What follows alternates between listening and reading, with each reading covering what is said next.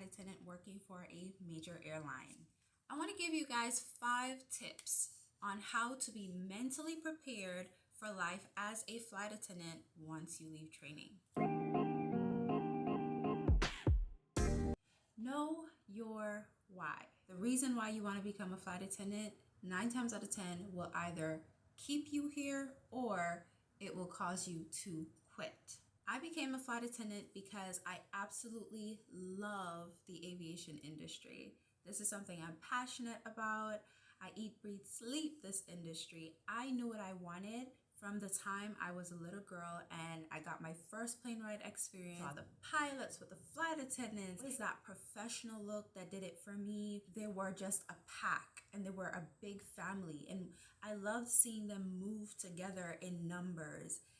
And I wanted to be a part of that. You need to know the reason why you want to come into this industry. Maybe it's because you want a career change, insane travel benefits. You saw a bunch of Instagram photos and you follow the lifestyles of these other flight attendants that have vlogs and Instagrams. You're thinking to yourself that, oh yeah, I'm going to be traveling to all these amazing international destinations all the time and just laying over all the time. It's not really all that and a bag of chips. Whatever your reason is, regardless of whether it's the few things that I mentioned before, it'll help you to determine whether or not this is even the career for you. Trust me, there are going to be some I want to quit moments. I am a commuter. I still commute, and it's very hard. And there were many times I could have thrown in the towel. However, my why is what keeps me here. Change your mindset. Change the way you think. Ask yourself, am I the type of person who can adjust easily, or am I the type of person that has an issue with change? Ooh. In this industry, things change rapidly. Yesterday, I was on call at home around 4 p.m. They called me out and said, hey, we need you to come and sit airport standby. Was I happy about that? Absolutely not. When I got to the train station, I got another call and they said, you know what? We're just going to go ahead and fly you over to LA and just have you sit hotel standby for 3 days. Yes, I am being paid to sit in a hotel for 3 days on call, waiting for a trip. That is glamorous and that's wonderful. However, there are times when your schedule changes, not for the best. You have to be ready and willing to adjust with those changes in order to make it in this industry. If you're the type of person who's going to complain about the changes and you're going to catch an attitude when crew services calls you, you may not last very long in this industry. Start practicing from now how to be adjustable. You have to have that mindset that, hey, this is what I signed up for, and I'm just going to roll with the punches. This is a lifestyle change. It's not your average 9-to-5 job. Everything is about to change for you. Your eating patterns are going to change. Your sleeping pattern is going to change. Especially if you're going to a mainline airline, you're going to work red eyes. The same way health and fitness is a lifestyle change. Flight attendant life is a lifestyle change. People are going to struggle with even understanding how your life works, how your work life works. Even you might have a hard time with it when you first come in. Why is it that you have to go and sit at the airport for 6 hours waiting for a call, and then they don't use you? Now you have to go back home. You are going to forget days, okay? You're on day 1, day 2, day 3 of reserve. That's it. It will be a bit of a challenge when things don't exactly go this nice. There are going to be times when you have delays, and the delays turn into cancellations. Baby, okay? Girl, let me tell you about this life. It's just going to be something that you have to get adjusted to, and as quickly as possible.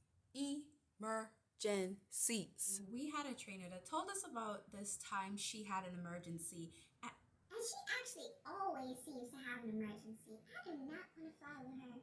They were told to evacuate the aircraft, so herself and the number 2, they're up there, they're doing their thing. They were just like, everybody get off the plane. She's not hearing anything from the back. She gets a chance to go back there, only to find flight attendant completely frozen in her jump seat. She didn't know what to do. Not because the company did not physically prepare her for emergencies, but because she was not mentally prepared for an emergency. She was just living in the fantasy of being a flight attendant day to day without having the reality in the back of her mind that an emergency can happen to you at any given time. And usually when you least expect it. And she quit right there in the jump seat. She quit.